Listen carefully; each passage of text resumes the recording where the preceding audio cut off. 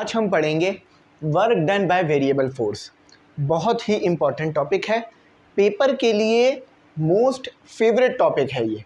तो कोई भी बच्चा इसे नहीं छोड़ेगा क्योंकि यहाँ से अब शुरू होता है असल फर्स्ट ईयर। ठीक है, तो चलो आओ इस चीज़ को पढ़ते हैं। भाई वेरिएबल फोर्स बात समझ आ रही है, वो फोर्स जो कि टाइम के रिस्पेक्ट से चेंज होती रहे।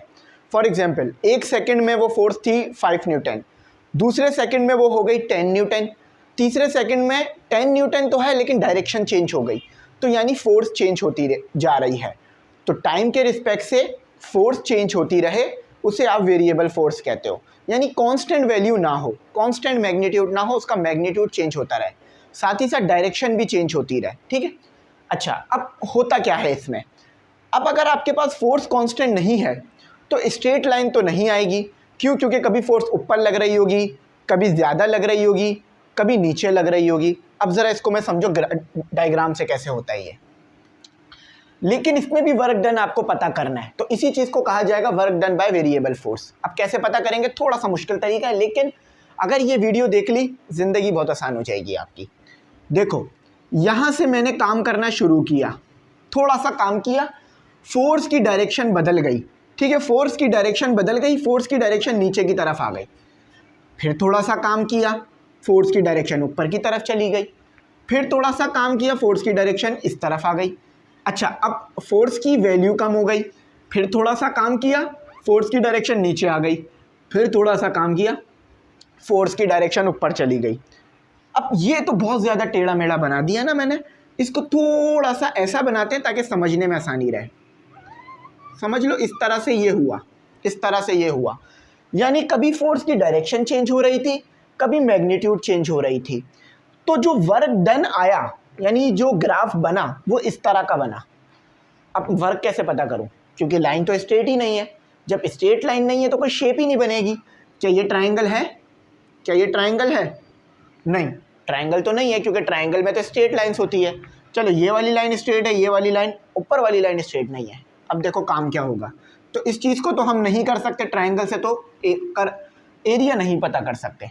अब देखो ज़रा बात क्या है, यहाँ पर हमारी चीज़ ऊपर जा रही है, यहाँ पर हमारी चीज़ ऊपर जा रही है, तो यानी फोर्स ऊपर की तरफ लग रही है।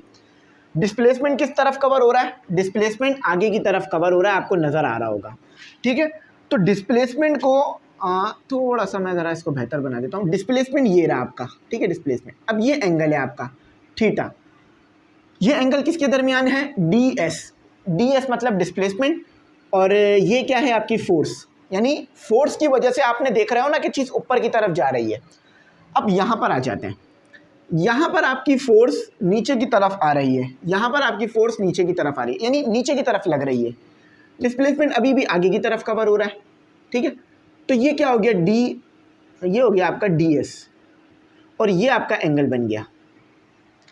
लेकिन क्या मैं यहाँ पर अपनी बात को रोक दूंगा कि भाई वेरिएबल फोर्स है, मैं वर्क नहीं पता कर सकता? क्योंकि रियल लाइफ में आपको फोर्स वेरिएबल ही मिलेगी, ज़्यादातर कांस्टेंट नहीं मिलेगी। अब इसके लिए हम क्या करते हैं, इसके लिए हम इंटीग्रेशन अप्लाई करते हैं। इंटीग्रेशन का क्या काम होता है? इंटीग्रेशन किसी भी वेरिएबल चीज़ को छोटे छोटे हिस्से में तोड़कर कांस्टेंट बनाती है, और फिर जो एरिया अंडर द कर्व होता है उसको पता कर लेती है। 3 बार दोहराऊंगा मैं ये बात, क्योंकि ये इंटीग्रेशन की बेसिक है। यहाँ से इंटीग्रेशन आपको समझ में आनी है या नहीं आनी, डिसाइड हो जाएगा। इंटीग्रेशन क्या करती है कि किसी भी वेरिएबल चीज़ को छोटे छोटे हिस्सों में तोड़कर कांस्टेंट बना लेती है, और फिर जो एरिया अंडर द कर्व होता है उसे पता कर लेती है। फिर एक और बार कहूँगा मैं, इंटीग्रेशन क्या होती है कि किसी भी वेरिएबल चीज़ को छोटे छोटे हिस्से में तोड़कर कांस्टेंट बना देती है, और फिर जो एरिया अंडर द कर्व होता है उसे पता कर लेती है। ज़िंदगी भर याद रखना, अगर भूलोगे मुझे नहीं कहना कि सर इंटीग्रेशन समझ नहीं आ रही, क्योंकि हमें भी नहीं आती थी, ये खुद समझना पड़ गई थी। यहाँ पर मैं इसको रोकता हूँ, यहाँ पर मैं एक डायग्राम ड्रॉ करता हूँ, बल्कि इस डायग्राम को यहाँ ड्रॉ करते तो अच्छा रहता। चलो अब इसी चीज़ को मैं यहाँ पर ड्रॉ करता हूँ। ठीक है, यहाँ पर ड्रॉ कर दिया मैंने, थोड़ा सा फ़र्क होगा लेकिन समझ लो ये आपका वो लाइन बन रही है, या वो ग्राफ बन रहा है जो कि आपके पास कांस्टेंट, जो कि आपके पास वेरिएबल फोर्स की वजह से बना। अब ये मेरा आ गया वाई एक्सिस, ये मेरा क्या आ गया वाई एक्सिस। वाई एक्सिस पे क्या रखता हूँ मैं, बिल्कुल सही, फोर्स पूरा लिख देते हैं न्यूटन में। ये आ गया मेरा एक्स एक्सिस, ये आ गया मेरा एक्स एक्सिस। ये आ गया मेरा एरिया पता करने के लिए लाइन, क्योंकि भाई देखो एरिया पता करना है तो चारों साइड या तीनों साइड क्लोज होनी चाहिए। ऐसा नहीं है कि 2-3 साइड तो क्लोज है बाकी खुली हुई हैं, तो ऐसे एरिया पता नहीं होता आपका, ठीक है। अच्छा, इसको यहाँ से स्टार्ट नहीं करते हैं, इसको यहाँ से स्टार्ट करते हैं, ठीक है। अब मैंने क्या किया, मैंने यहाँ पर इस लाइन को भी यहाँ से जोड़ दिया ताकि एक एरिया बन जाए। एरिया क्या होता है, जो कि बाउंड्री से क्लोज हो, यानी जिसके इर्द गिर्द बाउंड्री बनी हुई हो। याद रखना, अगर आपका घर है और उसमें एक दीवार नहीं है तो आपका एरिया बहुत ज़्यादा हो जाएगा। तो चारों दीवार होनी चाहिए जब भी एरिया बनेगा। मैं ज़रा बात क्या समझाना चाह रहा हूँ, समझो ये आपके पास है, इसमें एरिया क्या होगा, इसमें एरिया नहीं बनेगा आपका। क्यों? क्योंकि यहाँ तो बाउंड्री खुली हुई है, आप तो आगे भी एरिया लेकर आ सकते हो। तो अगर आपने एरिया बनाना है तो चारों साइड्स आपस में क्लोज होनी चाहिए, तो ये हिस्सा आपका एरिया बनेगा, ठीक है। ये जो अंदर वाला हिस्सा है जो कि बाउंड्रीज, ये क्या है, बाउंड्री है आपकी, ठीक है। इसके बाहर आप नहीं निकल सकते, कहते हैं ना अपनी बाउंड्री में रहो, यानी अपने एरिया में रहो, कहना चाहते हैं वो। देखो वेरिएबल है ना, अब देखो मैंने क्या कहा था, छोटे छोटे हिस्से में। आप फॉर्मूला में लिखूंगा, टेंशन नहीं लो, फॉर्मूला में लिखूंगा। अच्छा देखो, मैंने ये छोटा सा हिस्सा बना दिया, इसी तरह बहुत सारे हिस्से बनेंगे, ठीक है। ये मैंने एक छोटा सा हिस्सा बना दिया आपके लिए, ये मैंने छोटा सा हिस्सा बना दिया। अब ऊपर जगह थोड़ी सी खाली है, वो नज़र शायद नहीं आ रही होगी। ये मैंने छोटा सा हिस्सा बना दिया आपके लिए, ये मैंने छोटा सा हिस्सा बना दिया आपके लिए। तो देख लो, छोटा सा हिस्सा बनाते जा रहा हूँ।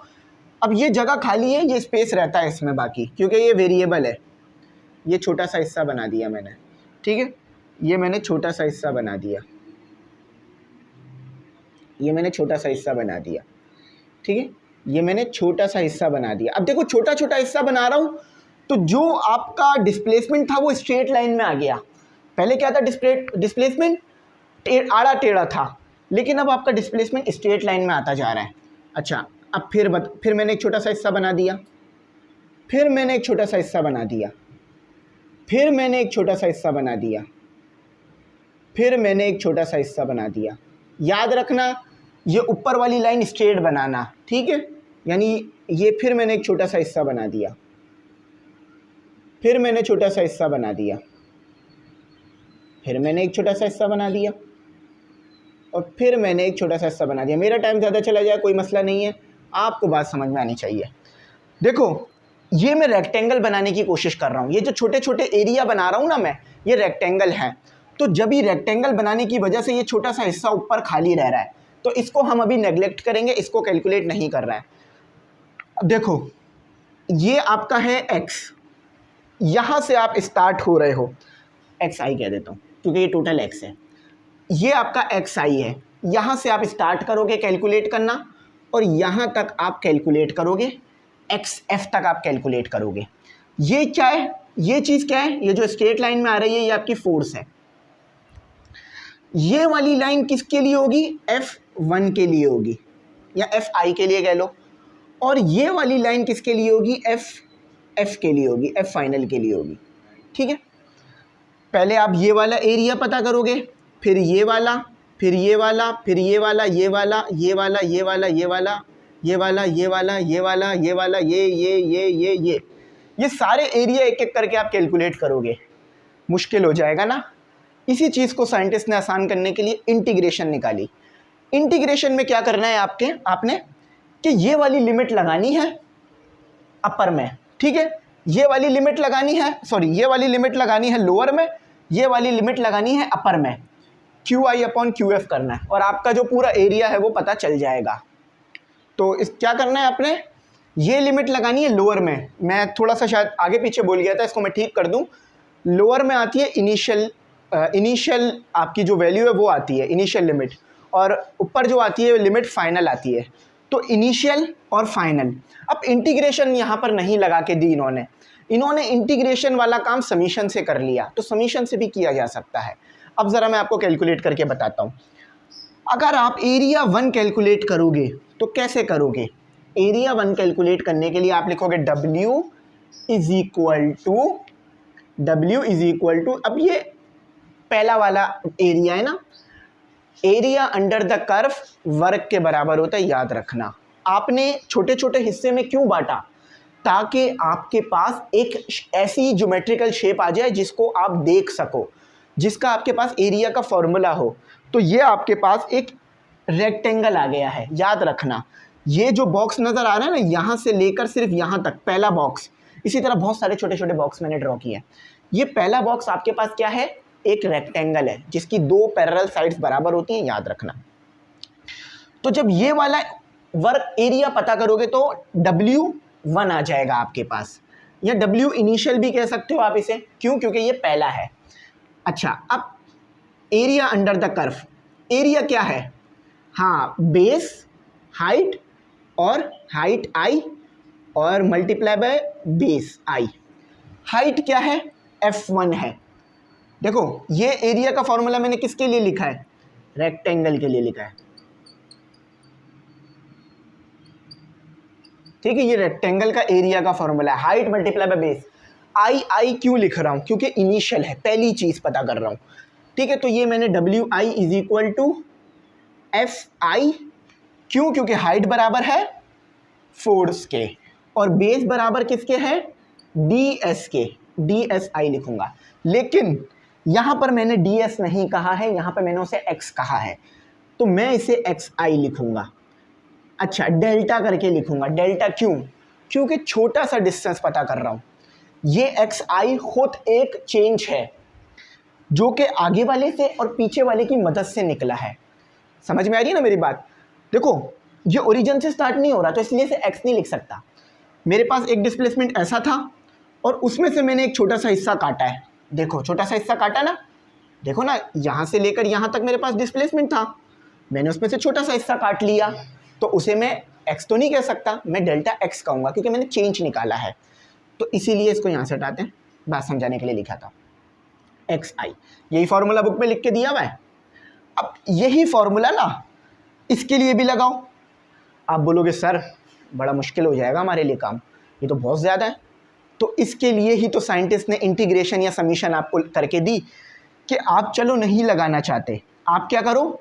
इंटीग्रेशन लगा दो। बेसिक फार्मूला क्या होगा? बेसिक फार्मूला होगा WT equal to summation, I से शुरू होगा, I आपका क्या है? 1 इनिशियल, और जाओगे कहाँ आप? N तक, ये आपका N है फाइनल, ठीक है।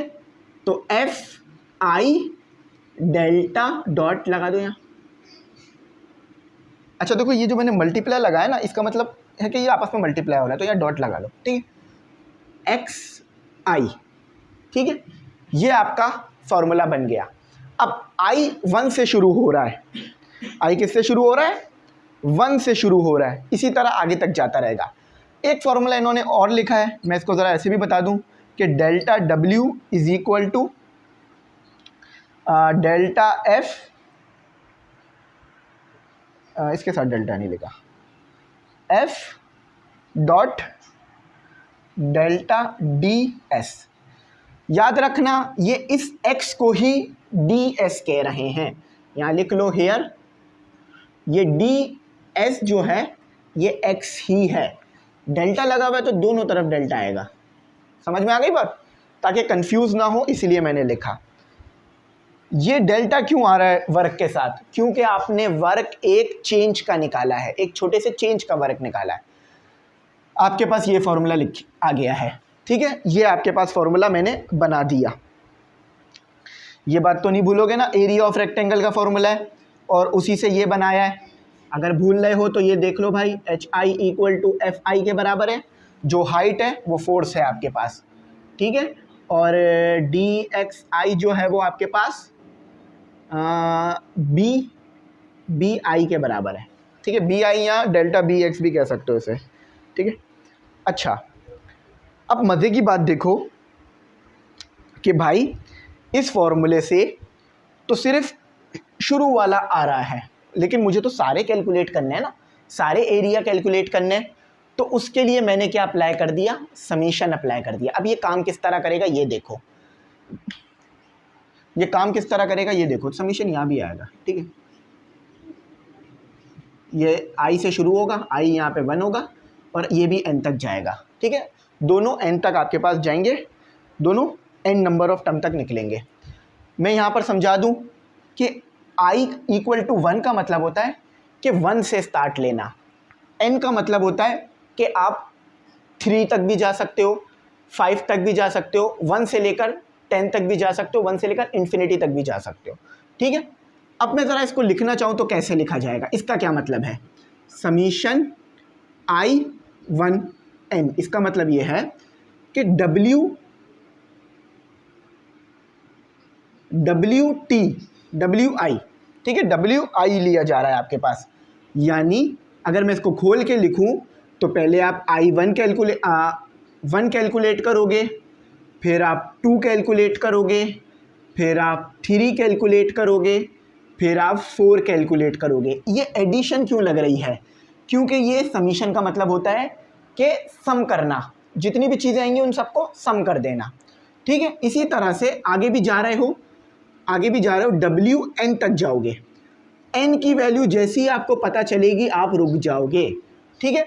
जैसे मैं कह दूं i इक्वल टू 1 से शुरू करो और 1 2 3 4 5 6 7 8 9 10 11 12 13 14 15 16 तक पता करो, तो ये सारे एरियाज आपके पास आ जाएंगे। यहाँ तक उम्मीद करता हूँ स्टूडेंट आपको बात समझ में आ गई होगी। अच्छा देखो, एक छोटी सी मैं एडिशन करूँगा जो बुक में भी की गई है और मुझे भी कर देनी चाहिए थी, कि यहाँ पर ना x लिखा गया है। x क्यों लिखा है, क्योंकि वो फोर्स जो कि x डायरेक्शन में है, हम फोर्स को x डायरेक्शन में ही ले रहे हैं और किसी डायरेक्शन में फोर्स को नहीं ले रहे हैं, तो इसीलिए हम x लगा देते हैं। वैसे तो सही था, लेकिन यहाँ पर x लगाना ज़्यादा अच्छा है क्योंकि वो फोर्स जो x डायरेक्शन में है, ठीक है। तो इसको फॉर्मूले को थोड़ा सा बस ठीक कर लो कि वो फोर्स जो x डायरेक्शन में है। देखो ये पूरा जो वर्क है वो टोटल वर्क भी तो होगा ना, तो इसे WT भी लिखा जा सकता है। अब देखो मैंने इस चीज़ को तो एक्सप्लेन कर दिया कि ये चीज़ क्या बता रही है आपको, लेकिन मैंने एक चीज़ अभी तक एक्सप्लेन नहीं की कि ये चीज़ क्या बता रही है। तो समीशन i से शुरू होकर, i यानी 1 से शुरू होगा, n तक आप जा सकते हो, f i x dot x delta x i। अब इसका क्या मतलब है, i को 1 से रिप्लेस करो, 8 कर दो, 2 से रिप्लेस कर 3 से रिप्लेस कर ज़रा चेक करो। जब मैं 1 से रिप्लेस करूँगा तो पहला वाला एरिया आएगा, यानी क्या आएगा मेरे पास आएगा, अच्छा ये वेक्टर का निशान भी लगा लो, वैसे लगाया तो नहीं जाता लेकिन यहाँ लगा रहे हैं ये, तो ये लगा लो, ठीक है, ताकि कोई कह ना दे कि सर ये आप वेक्टर है तो लगा क्यों नहीं रहे, तो लगा लो, ठीक है। तो F1x इसका मतलब है कि जो पहले वाले एरिया की फोर्स है डॉट और जो पहले वाले एरिया का डिस्प्लेसमेंट है, ठीक है, जो पहले वाले एरिया का डिस्प्लेसमेंट है जो कि x i कहा था मैंने, लेकिन वो x आप 1 कह लो उसे, ठीक है, प्लस अब आगे चलो F2x मैंने कहा ना, F इसको लिखकर अब 2 के लिए यही चीज़ लिख दो x2। अब n तक जा रहे हो यानी 3 के लिए भी लिख दो F3x dot delta x3 plus 4 के लिए भी लिख दो ताकि अंडरस्टैंडिंग अच्छी डेवलप हो जाए, x4। अच्छा plus dot dot dot dot dot plus n तक के लिए आप लिख सकते हो, n तक के लिए आप लिख सकते हो, n तक के लिए, यानी f n x dot delta x n। इसका क्या मतलब है कि पहले मैंने एक एरिया पता किया, क्योंकि ये रेक्टेंगल है तो इसलिए f डॉट x आ रहा है, फिर दूसरा एरिया पता किया, ठीक है, और फिर तीसरा एरिया पता किया, चौथा एरिया, उन सबको आपस में ऐड कर रहा हूँ, पहला एरिया ऐड विद दूसरा एरिया, पहला एरिया दूसरे एरिया में ऐड, तीसरा, क्योंकि सारे ऐड होंगे ना आपस में। अगर मैं पूछूं कि टोटल एरिया कितना है तो जितने भी छोटे छोटे एरिया आ रहे हैं उन सबको ऐड करके आप निकाल लोगे, ठीक है।